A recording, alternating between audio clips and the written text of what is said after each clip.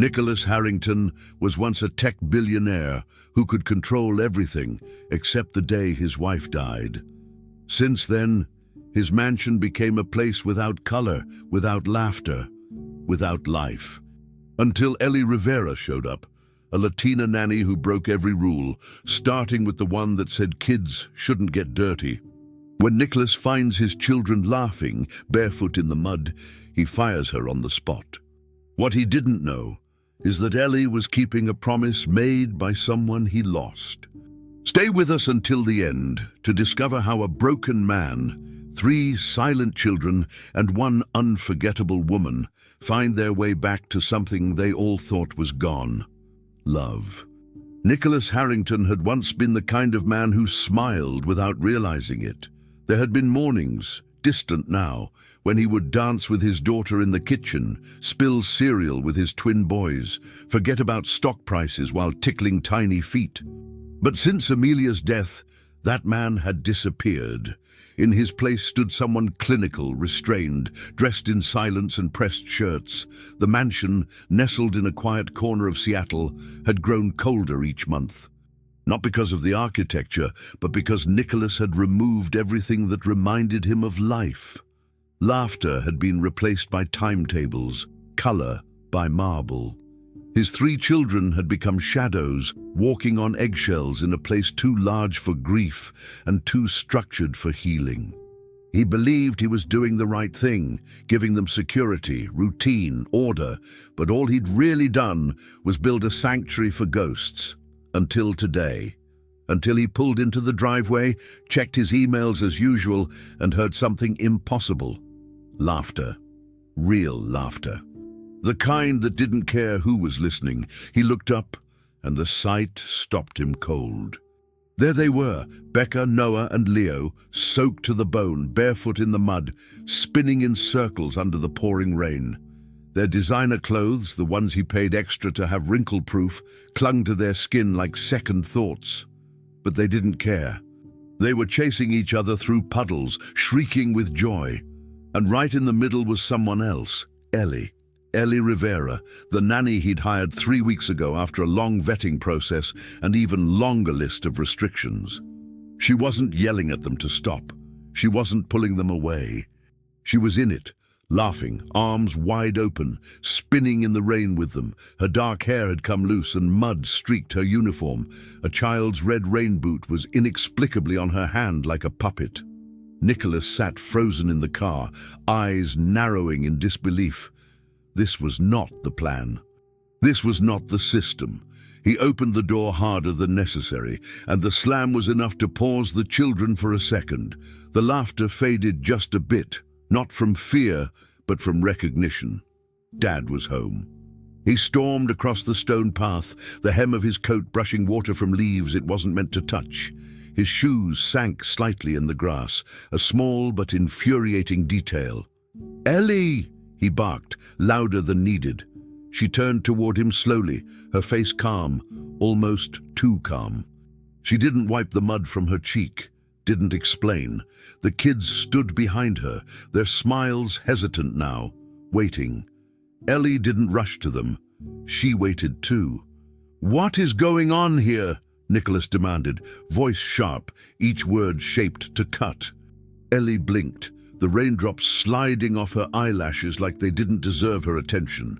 "They're playing," she said, her voice steady, soft. "They're being children." Nicholas took another step forward, careful not to slip.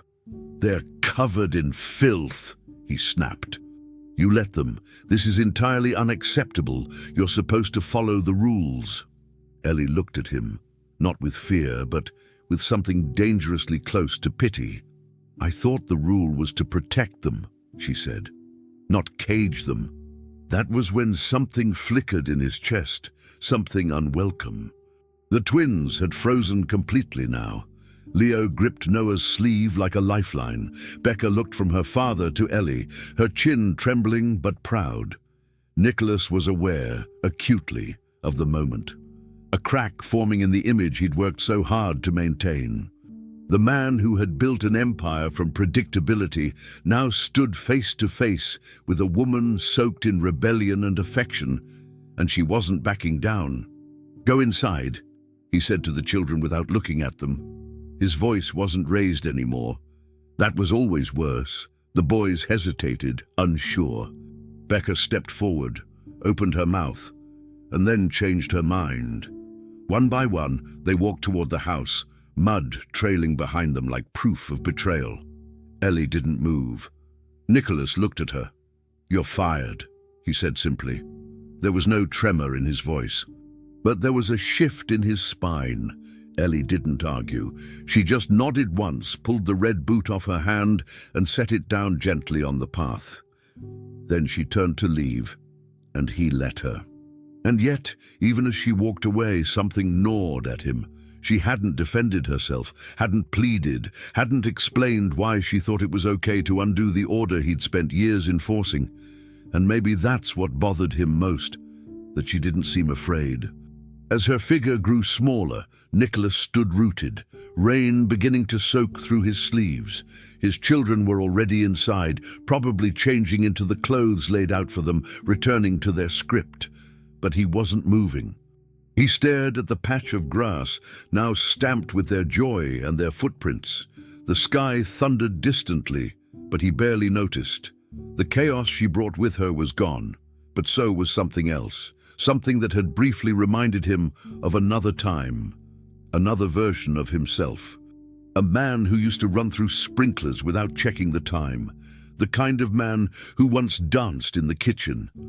Nicholas didn't know what scared him more, how furious he'd been, or how much he already missed the sound of his children laughing.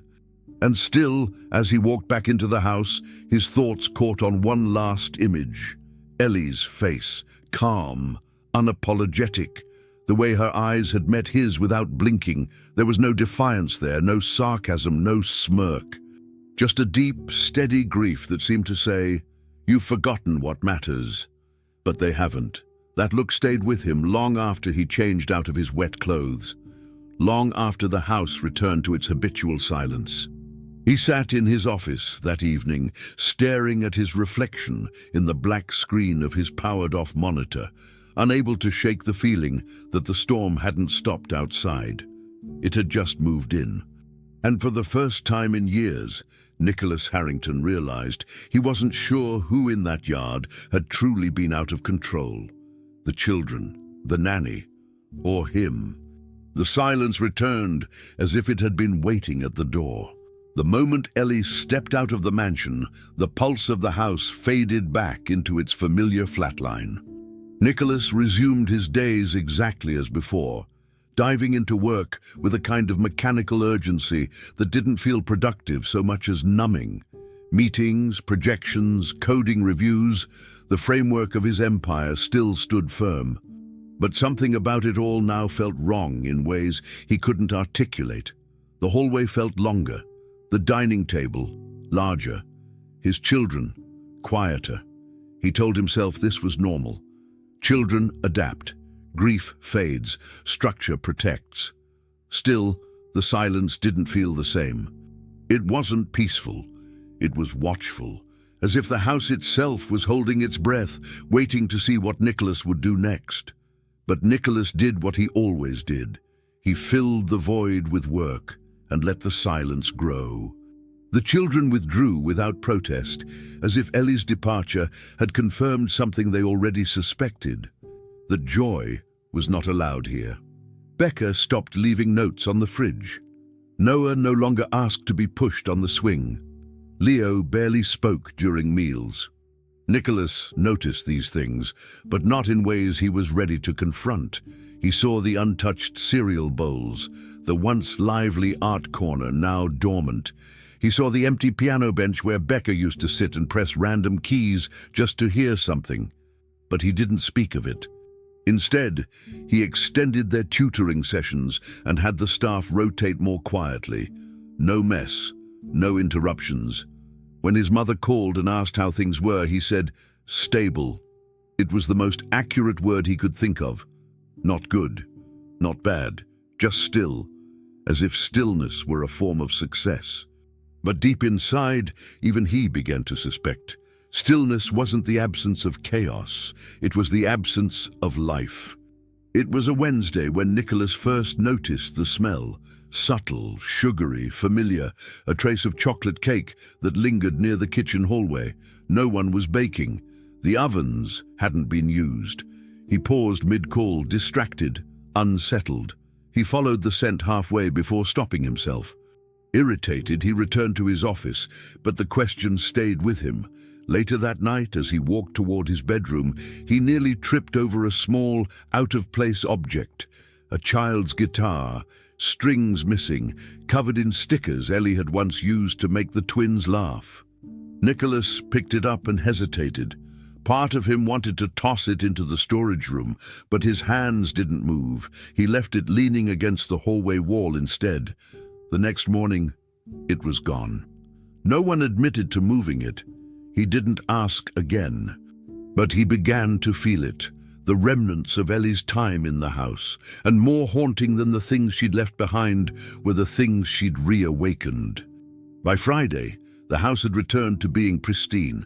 Every toy was stored, every blanket folded, but Nicholas began to spot things that shouldn't have been there. A tiny fingerprint smudge on the window next to the reading nook. A crayon tip beneath the edge of the hallway rug. A single sock tucked into the corner of the sofa, clearly from a rushed moment of play. They weren't accidents. They were memories. Faint traces of something that had been briefly, defiantly real. He found himself pausing in front of those marks. He'd stand there longer than necessary, holding a report or a cup of coffee, staring at a fingerprint or a thread of yarn like it was a message he didn't know how to read. And then he'd move on, always with the intention of having someone clean it. But he didn't call anyone. He never followed through. These mistakes, if they were mistakes, had started to feel more genuine than everything else in his curated life. That weekend, Nicholas entered the living room late at night. He wasn't sure why. He wasn't looking for anything. But as he crossed to the large front window, something caught his eye. The glass was clean, but not perfectly. There were streaks. And there, faint but unmistakable, were 3 small handprints, 2 side by side and a third slightly above them. Likely Becca's. They were not fresh. They had been left behind from some other moment, long enough ago that they should have vanished. But they hadn't. Nicholas reached out instinctively, as if to wipe them away. His hand hovered, but he didn't touch. He lowered it slowly, realizing something he had refused to see. These were not flaws in the glass. They were the only parts that meant something. They were proof that life had happened here. He didn't call for housekeeping that night. He turned off the lights and sat down in the chair across from the window. For the first time in weeks, he did nothing. Nicholas returned to that window the next morning. The smudges were still there. He stood in front of them, his reflection layered over the memory of small hands and messy joy. He considered giving instructions to have it cleaned. It would take seconds, but he didn't. He didn't even write the message. Instead, he looked down and noticed a tiny trail of dried mud along the baseboard. It led halfway down the hall before disappearing. He followed it with his eyes, not his feet. For now. And as he turned away, he didn't feel relief. He felt something more disturbing, guilt. Not because the house was messy, but because for one strange and unfamiliar moment, he didn't want it to be clean. For the first time, Nicholas Harrington stood before a window marked by his children's touch, and instead of instructing someone to erase it, he stepped back and let it be. That stain, he realized, was the most human thing left in his house. The change didn't come with screaming fits or broken toys. It came quietly, like fog, like longing. Nicholas didn't notice it at first. He thought the children were adjusting. He even told himself it was a good sign that things were settling. But then breakfast began arriving back to the kitchen untouched. It was Becca who stopped eating first. She didn't complain. She simply sat at the table, hands folded, staring at the toast she used to devour, only rising when the housekeeper came to clear her plate. When asked, she'd say, "I'm not hungry." And that was it. The twins followed their own path. Nicholas found them whispering more, drawing again, but in secret. Not on the walls like when Ellie was around, not even in the art room. They slid folded napkins behind couch cushions, slipped sketches under rugs, tucked paper hearts into drawers. At first, he assumed they were just playing, but then he started to read them. Messy, misspelled notes scrawled in crayon. "Come back, Ellie. Mom liked you. You're better than yoga lady." One day, a napkin fell out of his coat pocket, folded into a heart. He stared at it for a long time. He never saw who put it there. Nicholas didn't know what to do with their quiet rebellion. He was used to control, used to order. If something broke, he fixed it. If someone cried, he gave them space and solutions. But this wasn't something he could program his way out of. His children weren't yelling, but they were disappearing into themselves. Becca barely spoke during dinner anymore, and the twins had stopped asking to show him their drawings. He'd come home one night and found them asleep in the hallway, curled around Ellie's old scarf like it was a shield. He picked them up one by one and tucked them into bed. Careful, methodical. But something in his chest cracked as he pulled the blanket over Leo, and the boy whispered in his sleep, "She said we could play outside." Nicholas sat in the dark for a long time after that, just outside their door, unsure whether to feel furious or ashamed. Maybe both, maybe neither. All he knew was that the house didn't feel quiet anymore, it felt hollow. He told himself not to react emotionally, that this was just another transition. Children forget, children adapt.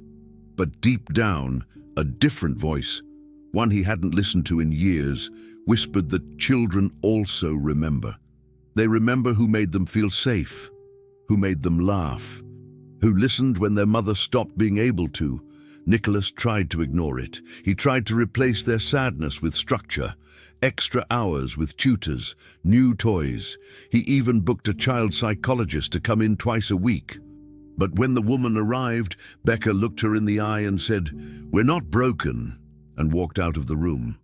The psychologist never came back, and Nicholas didn't push the issue. Somewhere, under the years of logic and loss, he knew. What his kids needed wasn't analysis. It was Ellie. And the longer he pretended otherwise, the more he was losing them. He began seeing reminders of Ellie in absurd places. A spoon left in the sink reminded him of the time she tried, and failed, to make arroz con leche, ending in a minor kitchen explosion and a laughing fit from the twins. The scent of cinnamon in the pantry brought back the time she had taught Leo how to sneak sugar from the counter without getting caught.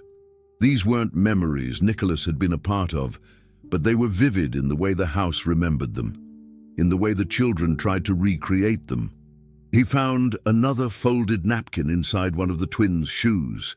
This one simply said, "Volta, Ellie," in Portuguese. Nicholas didn't even know they remembered that word. His fingers tightened around the message. He walked it to his office, stared at it, and did nothing. For hours. That night, after pacing for what felt like an eternity, Nicholas found himself standing in front of the house phone. Not his personal cell. The landline, the one Amelia used to use. He picked it up, dialed halfway, stopped, put it down, picked it up again. He wasn't sure what he was doing. Was this weakness? Was it indulgence? He told himself no. It was closure. He'd just settle things. Formally. That was the word he repeated in his mind, like a shield. He wasn't calling because he missed her. He wasn't giving in. He just wanted to make sure the situation was clear, professional. Boundaried, 1 hour, just to talk, nothing else. He dialed the rest of the number and waited. When she answered, her voice was exactly as he remembered. Warm, simple, without any tremor of surprise. She didn't ask why he was calling. She didn't ask how the kids were. She just said, "Hi, and something in Nicholas's throat tightened.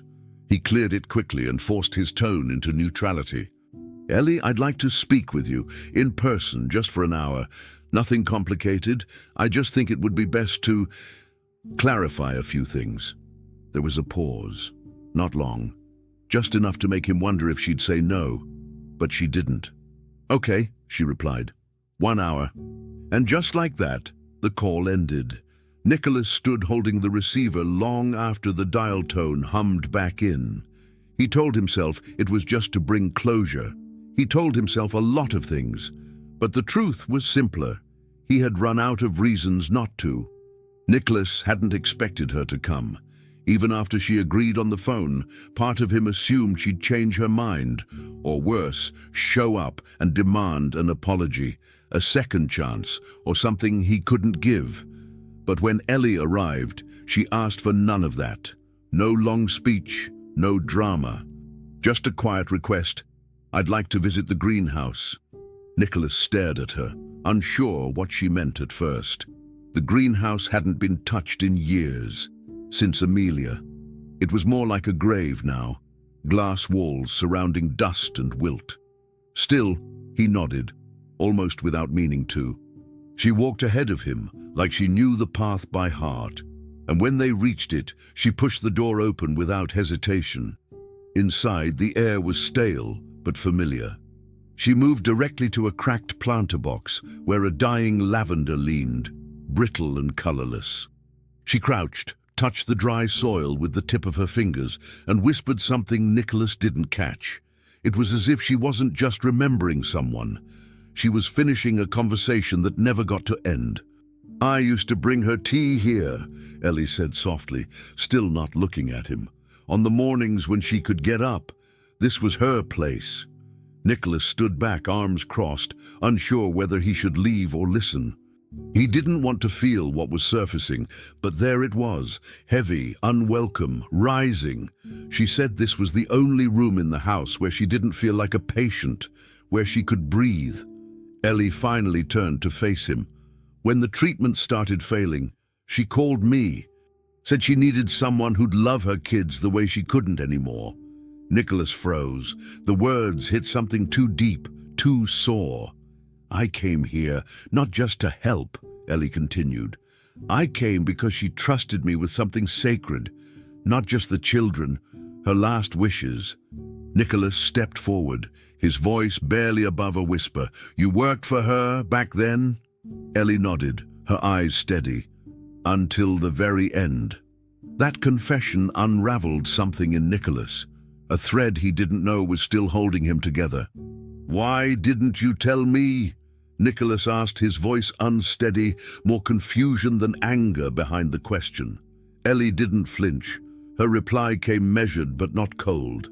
"Because I didn't come back to move you. I'm not here for pity or forgiveness. I came to keep a promise." She stood, dusting her hands lightly on her jeans. "Amelia asked me for 3 things before she passed," Ellie said. 1, never let her children forget how to laugh. 2, never let this house become a mausoleum. And 3, she paused, then looked him square in the eyes. "If one day you stopped seeing your kids as people, if the grief blinded you, I was supposed to remind you of who you were before the pain." Nicholas couldn't speak, not because he had nothing to say, but because her words were too precise, too earned. He realized painfully that this woman knew things about his family, his wife, that he had buried. And maybe she hadn't told him before because he wasn't ready to hear it until now. He looked around the greenhouse then, but for the first time not with detached eyes. The dead plants weren't just dead, they were forgotten. The lavender, Amelia's favorite, had been left to decay in silence. A room once filled with her laughter and scent had turned to dust, and he'd let it happen. "She was still herself in here," Ellie added, softer now. "She used to tell me stories while the kids napped. Told me about how you met, about what scared her, about you." Nicholas closed his eyes briefly, a strange pressure building behind them. He wanted to say thank you, or sorry, or leave, but he did none of those things. He just stood there, letting the weight of everything land at once. The years of detachment, the way he had tried to erase the pain by erasing the memory, and the children who had been left to grieve on their own terms, while he locked away his own. This greenhouse had been Amelia's heart. And now Ellie had brought him back to it, not with sentimentality, but with truth. They didn't speak again for a long while. Ellie sat on the wooden bench near the wall, the one Amelia had once painted white, and Nicholas found himself pacing without meaning to. Every time he glanced at her, she wasn't watching him. She was watching the soil, like she could still see something growing. And maybe she could. She had been here in the end. She had seen Amelia not as the woman slowly fading in a hospital bed, but as a mother trying to pass on joy in the only way she still could, through someone else's hands. That realization shook him more than he cared to admit. Ellie had never disrespected this house. She had tried to save it. Not the walls, the people inside. And for that, Nicholas no longer knew whether to feel grateful or ashamed. Perhaps both, perhaps neither. Nicholas stood before the dead lavender and reached out, touching the brittle edge of a leaf. He didn't say a word, didn't apologize. There was no performance here, no dramatic swell of emotion, just silence. But it was a silence that meant something now. When he finally looked at Ellie again, she didn't smile. She didn't cry. She simply nodded like she'd done what she came to do. And maybe that was enough. Nicholas glanced once more at the planter box, and something clicked. This was where Amelia had still breathed. The only place she hadn't surrendered to the illness, and for the first time in years, he saw it. Not the decay, but the memory. Not what was lost, but what remained. Ellie turned to leave, and Nicholas didn't stop her. Not yet, because what had just happened wasn't about holding on. It was about remembering what he was supposed to carry forward, and who. Nicholas never asked Ellie to return. There was no invitation, no reinstatement, no conversation, but she came anyway. Not in uniform, not carrying contracts or expectations, just arriving as if she belonged, as if no one had ever told her to leave. The staff didn't question it. The children didn't either. When she entered through the back gate on that first unspoken morning, Becca dropped the book she wasn't really reading and ran. Pedro followed close behind, arms stretched out like wings, crashing into her with a laugh that hadn't been heard in weeks. Noah clung silently to her leg, as if afraid she'd vanish again. Nicholas watched it all from the landing of the stairs, arms folded tight, jaw locked. He didn't interfere. He also didn't turn away. Ellie didn't speak to him, nor he to her. Instead, she bent down, opened her canvas bag, and began pulling out colorful fabrics, hand puppets, a dented box of crayons, like some magician conjuring not tricks, but familiarity. The children swarmed her like she was gravity, and Nicholas, arms still folded, realized something unsettling. The house hadn't just missed her, it had waited. Over the next few days, Ellie returned like that, quietly, consistently, never asking for permission, never demanding a role. She didn't wear the old uniform, she didn't act like staff, but she wasn't family either. She existed somewhere in the space in between, and somehow that was enough for everyone. Nicholas watched her fill the rooms with something that had been missing long before Amelia passed. There was a new rhythm. Not chaotic, but alive. Meals became louder. Toys reappeared in corners they had been banned from. There were moments he caught himself about to scold someone, a misplaced marker, a stained carpet, and then stopping, unsure why. One evening he found Becca braiding Ellie's hair on the porch, both of them humming. He didn't interrupt. He just stood at the window and listened, and wondered when the house had stopped sounding like his and started sounding like theirs.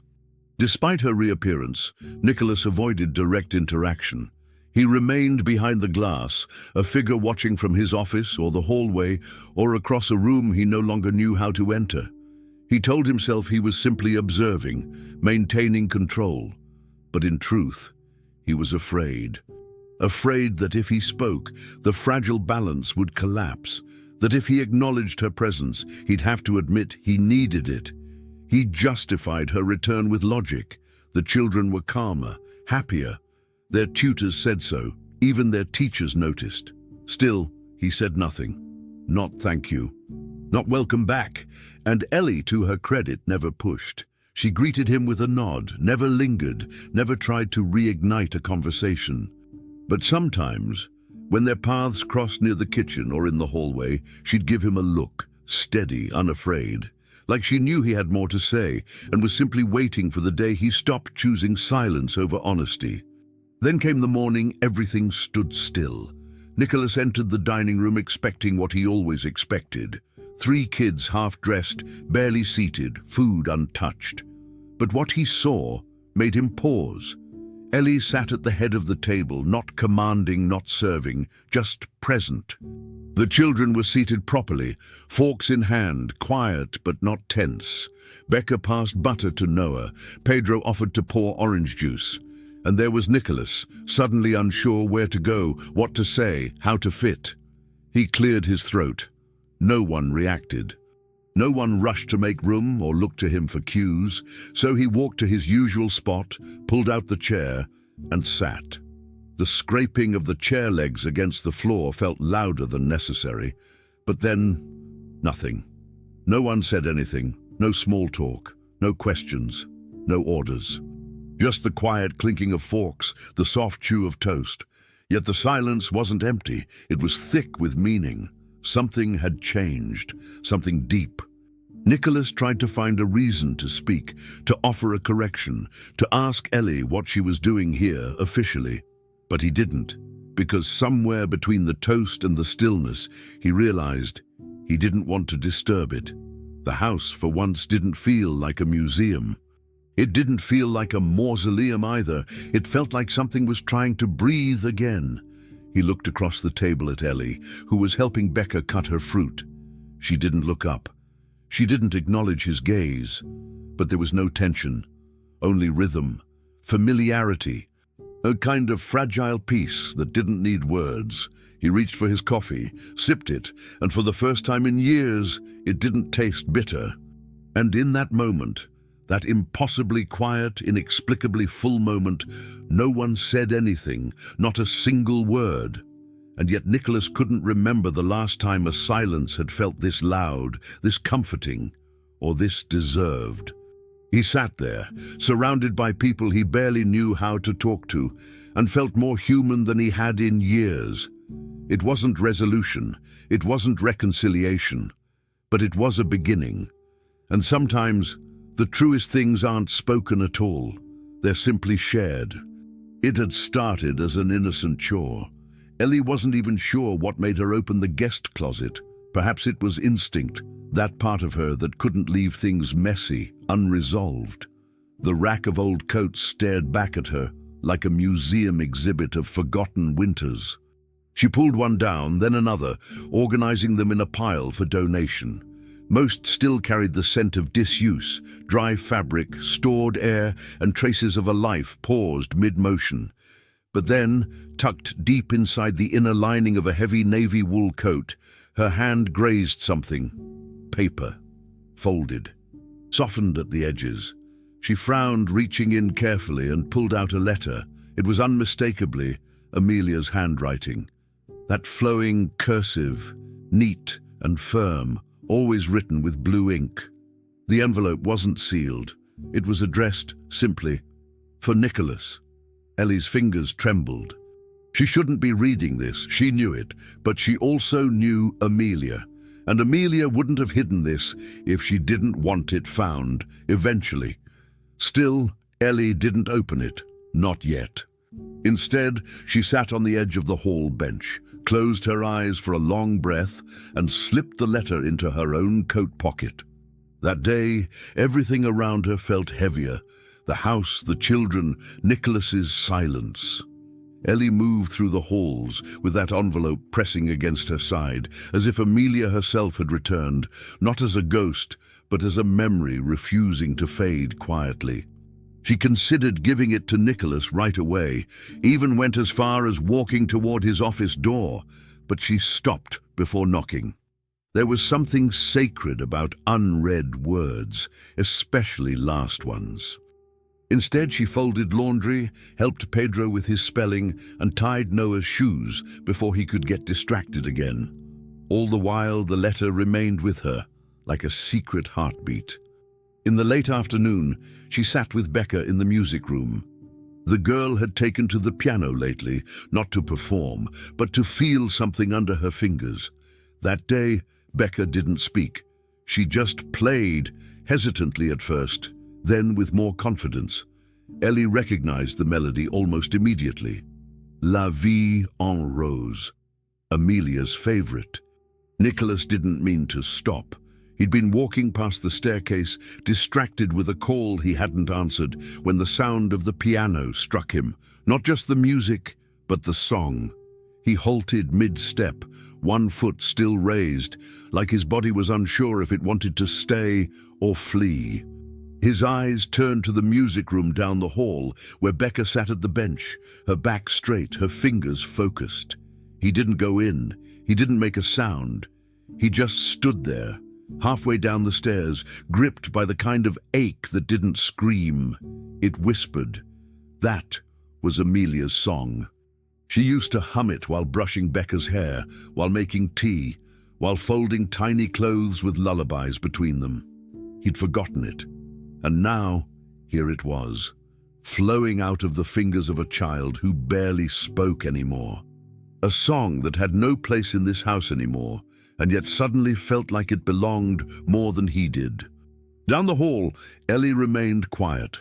She didn't correct Becca's rhythm or suggest a softer touch. She simply listened, her own heart a storm of memory and restraint. Her hand touched her coat pocket briefly, the letter still there, like a question unsaid. Would this moment hurt Nicholas or heal him? Would Amelia's words bring closure or reopen wounds too deep to name? Ellie looked at Becca, not the pianist, not the child, but the echo of her mother's voice. She thought of all the things Amelia had wanted to protect, all the things she feared Nicholas would bury beneath his grief. This music, this silence full of meaning, was one of them. Perhaps this was the beginning, not of a conversation, but of readiness. Nicholas wasn't ready for the letter, but he was listening. That, Ellie told herself, was enough for now. Nicholas stood frozen longer than he meant to. He felt something inside shift, not painfully but unmistakably. It wasn't just sorrow. It was something rarer, permitted memory. He could feel Amelia in the chords, in the timing, in the pauses Becca took before each note, like she was asking permission from someone long gone. Nicholas placed one hand on the banister, breathed in, and finally exhaled. He didn't go down to join them, didn't ask questions, but he didn't walk away either. He just stood there, letting the song unfold until the last note faded gently, without apology. When Becca finished, she didn't turn to look for applause. She closed the piano lid quietly and walked out of the room without seeing him. But he had seen enough. And more importantly, he had felt enough. Something had cracked open, and not in devastation, but in remembrance. Later that night, as she hung her coat by the door, Ellie touched the letter one last time.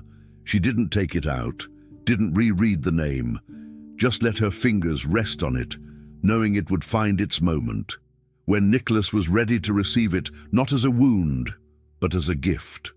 She didn't need to hurry the truth. Sometimes the soul listens before the mind understands. And that day, while organizing coats and hearing a child revive a song meant for no one else, Ellie found herself part of something bigger than her promise. She had witnessed a permission, one that Amelia had hoped for and one Nicholas had unknowingly given. She left the letter folded in her pocket. She would know when it was time. For now, it was enough that it existed, that it waited, just like he had. without knowing it. The rain came down fast, the kind that blurred vision and soaked through clothes in seconds. Nicholas had barely looked up from his laptop when Becca's voice pierced through the hallway, sharp, urgent, and trembling. "They're not in their rooms," she said, her voice cracking. "Pedro and Noah. They're gone." In an instant he was up, heart pounding as he scanned the security monitors, static. His hands fumbled with the control panel before he gave up and ran, past the spotless marble floors, down the steps, through the heavy glass doors, out into the storm. The sky was bruised with clouds, and the world felt like it was cracking open. Nicholas slipped twice in the grass, calling their names until his throat burned. Panic wasn't a feeling he entertained often. He'd built an empire by keeping it out. But now, all he could think about was two small boys, barefoot in the storm, in a world where their mother was gone and he had been absent. He rounded the hedges and stopped. There they were, Pedro and Noah, barefoot, soaked, laughing, and covered in mud. Nicholas didn't speak right away. He stood frozen, breathless, as if his mind couldn't catch up to what his eyes saw. The boys had dug a shallow pit in the grass and were rolling around, trying to build something. A hill? A puddle fort? It didn't matter. Their clothes were ruined, their hands smeared with dirt, but their faces, those faces, lit with a kind of joy that had once belonged to another life, a life when Amelia was alive, when laughter hadn't been a stranger. It was Pedro who noticed him first. "Daddy?" he said, wiping his face with an even dirtier hand. Nicholas stepped forward, struggling to breathe, his eyes locked on them. "What are you doing out here?" he asked, voice raised, more from the storm than anger. Noah looked up from his mud pile and said it like it was the most obvious thing in the world. "We wanted you to learn how to smile too." The words hit him harder than the rain ever could. Nicholas staggered back half a step, his breath stolen. There was no defiance in Noah's voice, no sarcasm, just truth, unpolished and small and enormous all at once. Becca appeared behind him now, silent, watching, her arms crossed tight against the cold. Nicholas looked at his children, all three of them, and saw what he hadn't been brave enough to face. Not their grief, that was obvious, but their resistance. Their refusal to give up on something he himself had locked away. Without another word, he dropped to his knees. The mud soaked through his pants instantly, cold and squishy and real. He didn't care. It was the first thing that had touched him in weeks. He didn't know what to say, so he didn't say anything. He just reached out and pulled his sons into him, holding them like anchors. The hug wasn't practiced or neat. It was wild and crushing. Pedro whimpered against his chest, and Noah held tight to his collar. Becca stood still for a second longer, then knelt too. For the first time in what felt like forever, they were touching. All of them. No distance, no marble floors between them. Nicholas closed his eyes, forehead pressed to the back of Noah's head, and let the rain fall. It poured down his face, into his collar, over his hands. But he didn't move. If anything, he clung tighter. He felt the weight of years, of silence, of control, of grief held too tightly, begin to melt. This wasn't just about missing Amelia. It was about forgetting how to be with what remained of her. Their children, her laughter in Pedro's giggle, her imagination in Noah's ideas, her steadiness in Becca's silence. He had turned their world white and sterile in a desperate attempt to preserve memory. But he had erased too much in the process. No one told him how to come back from that. No one gave him a blueprint on how to be a father without a mother beside him. But as his children clung to him now, skin slick with mud and rain, he understood something Ellie had never needed to say aloud. Children don't mourn like adults. They mourn with need, with chaos, with play. He had tried to give them order when they needed connection, cleanliness when they needed mess, distance when they needed arms. And somehow, through a storm, through puddles and bare feet and a tiny rebellion, they had led him back. Not to who he was before Amelia, but to who he still could be if he chose to show up. As he pulled back slightly, Nicholas looked down at his clothes. He was filthy, ruined by his old standards. His kids were still laughing, still clutching at him like he might vanish if they let go. For the first time in years, Nicholas didn't care what anyone thought. Not the staff, not the board, not his reflection. He cupped Becca's cheek with one muddy hand, and she leaned into it. No words were spoken. None were needed. Because in that moment, everything unspoken between them was finally felt, not as resentment or regret, but as forgiveness. And when Nicholas closed his eyes again, he didn't feel hollow. He felt here, alive.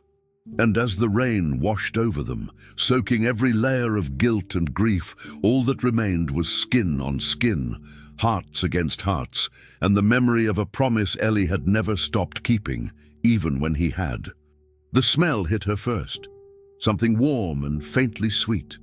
Ellie walked into the kitchen that morning expecting to find it empty, like it usually was before the house came to life.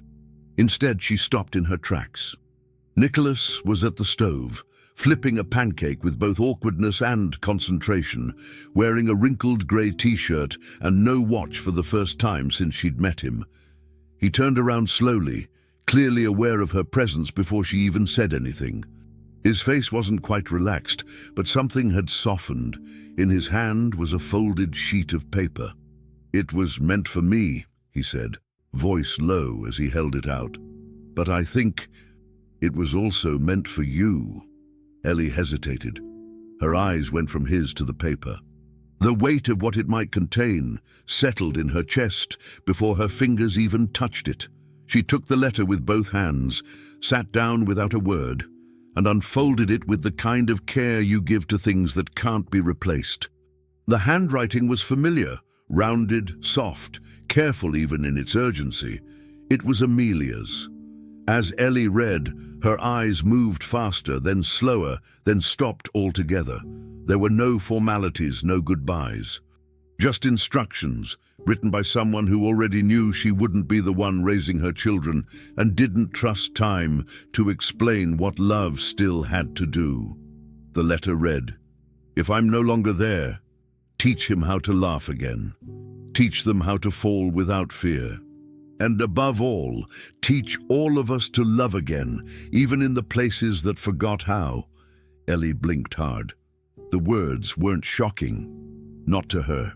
Amelia had said as much in whispers during her final weeks, always careful not to say too much in front of Nicholas, who was already drowning in denial. But seeing it written made it undeniable. Ellie folded the letter again with trembling fingers. She didn't cry loudly, didn't break. She just held the paper close to her chest for a long, long moment and let the silence hold her. Nicholas watched all of it without moving. He didn't reach out, didn't interrupt. His instinct used to be control, fix, move, act. But now he was learning that grief didn't want a solution. It wanted space. And Ellie was giving it space, even in the middle of his kitchen, surrounded by the smell of pancakes and the quiet of a changed morning. When she finally looked up, her eyes were rimmed red, but clear. He cleared his throat, shifted his weight slightly and said, "She trusted you before she ever trusted me." The words sat between them like something sacred. Ellie didn't try to deflect, didn't say it wasn't true, because it was. "And now I understand why," he added quieter this time. It wasn't an apology. He had already given her that in 100 silent ways. It was something more rare. Acknowledgement. "I wasn't supposed to stay," Ellie said finally, her voice husky from holding too much in. "She told me to be the bridge, not the replacement, not the hero, just the reminder." Nicholas nodded slowly, not as agreement but recognition. He had spent so long trying to preserve Amelia's memory like a museum, untouched behind glass, that he'd forgotten memories aren't kept alive through perfection. They're kept alive through mess, through noise, through everything that's real and breathing and unfinished. Ellie had brought all of that back, not just to the children, but to him. She had cracked the shell around his chest, not with force, but with faith. In them, in what Amelia had seen, and in what could still be rebuilt. "You reminded me," he said, "of what I was like before I buried myself in fear." The moment didn't need more words, and still it felt full. Ellie stood slowly, placing the letter carefully on the counter, smoothing it with her palm before letting go. "I'll keep reminding you," she said, not smiling, but solid. "As long as they need it, as long as you do." Nicholas didn't ask what that meant, not yet.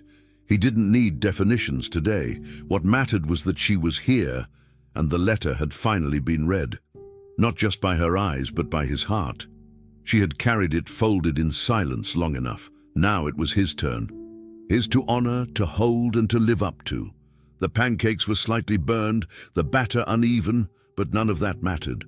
What mattered was that something sacred had been passed between them, not in grief, but in legacy. As she moved to wash her hands, Ellie paused beside him. "You're doing it," she said almost to herself. "You're starting to laugh again." Nicholas didn't reply. He just exhaled through his nose. A short, accidental kind of laugh that surprised even him. Ellie gave him a quick glance, a soft nod, and went to gather plates for the kids. He stayed where he was, staring at the letter. The paper was still damp from her fingers. He didn't dry it.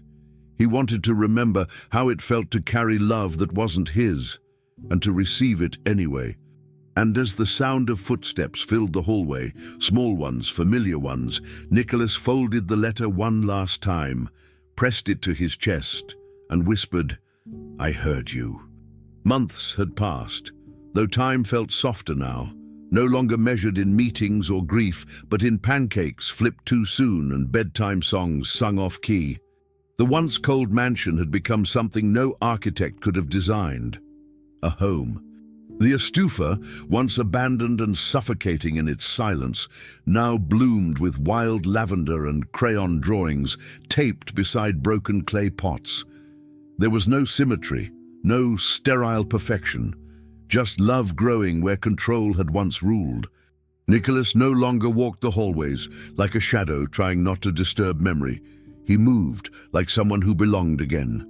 In the background, a guitar, still wildly out of tune, rang through the house, plucked by Noah's tiny fingers while Becca coached him with too much confidence and too little skill. Even Pedro had found his voice again, narrating their make-believe games in accents borrowed from cartoons. The walls were no longer white. They were covered in sticky handprints, thumbtack holes, and the echoes of a life unfolding. And in the kitchen, Ellie stirred a pot wearing the same apron she always had, now embroidered with food stains, glitter, and the worn familiarity of someone who had become irreplaceable. Nicholas stepped into that same kitchen on a Sunday morning, holding 2 mugs of coffee, one for him, one for her. His suit was gone. He wore jeans, a faded t-shirt, and a look of someone who had finally found what he didn't know he'd lost. Ellie turned to him, eyebrows raised. "You're up early," she said, playful but knowing. "I heard war was declared over who gets the last pancake," he replied, setting her mug down beside her. "I figured I should intervene before it turns into a revolution." She chuckled softly, a sound he had come to listen for more than he cared to admit. They stood there for a moment, side by side, the comfortable quiet settling between them. But Nicholas didn't come in just for coffee. Not today. He turned to her, more serious now. "Ellie," he said, voice careful, not rehearsed, "because this wasn't the kind of thing you practice. I wanted to ask you something." She looked up, immediately alert, but not alarmed. "I don't have a ring," he continued quickly. "This isn't that. I want to ask if you'd stay. With us. For good." She didn't answer right away. She didn't need to. Ellie looked around the room, the glitter on the floor, the mismatched chairs, the tiny sock hanging off the back of a stool, and smiled like someone who already knew her answer before he ever asked. "You know I already chose this," she said, her voice soft but steady. Long before you were ready to hear it.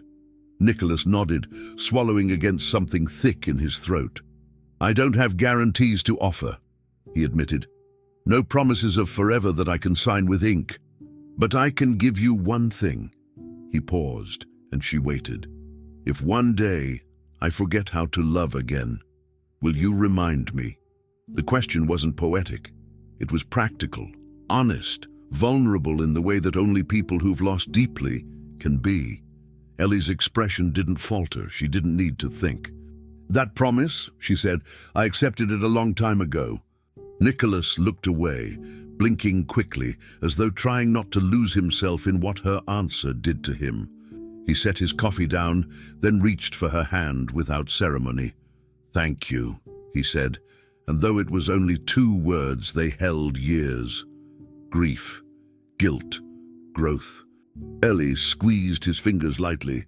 You don't owe me gratitude, she whispered. Just honesty, just space for the mess, for the kids, for us. That's more than enough. From the hallway, laughter erupted again. Pedro yelling something about a lava floor, followed by Noah crashing into a wall and dissolving into giggles. Ellie rolled her eyes with affection. Nicholas smiled, truly smiled, and shook his head.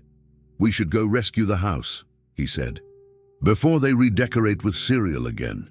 As they walked out together, hands brushing, not holding, Nicholas glanced back for 1 second. His eyes landed on the family photo Becca had drawn the week before. It hung beside the fridge, crooked, taped with a band-aid. 5 stick figures, all smiling. 1 wore an apron. 1 had messy hair and glasses. All of them had hearts where their hands should be. He didn't fix the tape, didn't straighten the paper. He let it stay that way. A little imperfect, completely real. And in that moment, Nicholas Harrington, former billionaire, former widower, former shadow of a man, was just a father, in a house that finally remembered how to breathe. We put a lot of heart into every story we bring to you, and this one was no different. If this chapter touched something in you, let us know in the comments. We read each one with care, because this channel isn't just ours. It's ours together. If you'd like to keep seeing stories like this, made with time, love, and true emotion, subscribe to our channel. It really helps us continue creating moments that matter. And don't forget to check out the other stories we've shared. One of them might just speak to your heart today. Thank you for being here with us.